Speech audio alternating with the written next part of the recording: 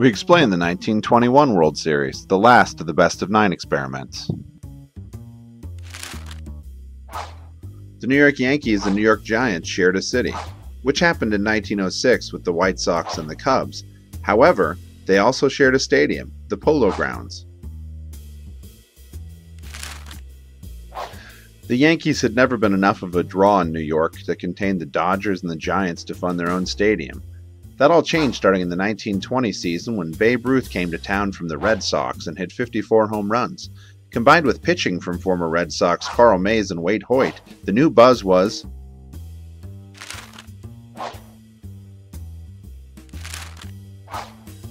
John McGraw's Giants had something to prove, having been to the series 5 times and only winning one in 1905. Christy Mathewson even returned to the lineup as a coach.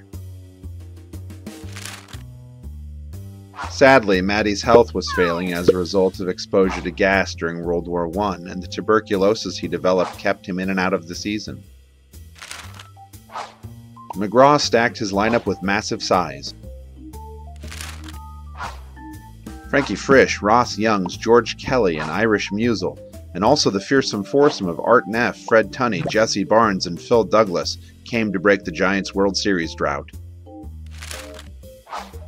Carl Mays, Wade Hoyt, and the Yankees shut out the Giants in the first 2, leaving the Yankees 2-0.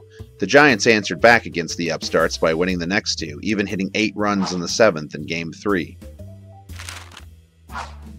Ruth would develop an infected elbow in Game 3, but that wouldn't prevent him from hitting a painful home run in the 9th in Game 4. He would add to his misery by blowing out his knee in Game 5, legging out a bunt. The Giants had come into Game 5 tied 2-2, however that Ruth bunt would find him as the go-ahead run from Bob Musial, and the Yanks would win. But without Ruth in Game 6 and 7, the Giants' dominating pitchers would take over and put down the Yankees. In Game 8, a suffering Ruth was used as a pinch hitter for Wally Pipp, and he grounded out. The Giants had proven that inside the park dead ball tradition still worked, but the Yankees' run foreshadowed a future of power swingers and reliance on hitters. This series also tied baseball to the new medium of radio, being broadcast on KDKA across the nation.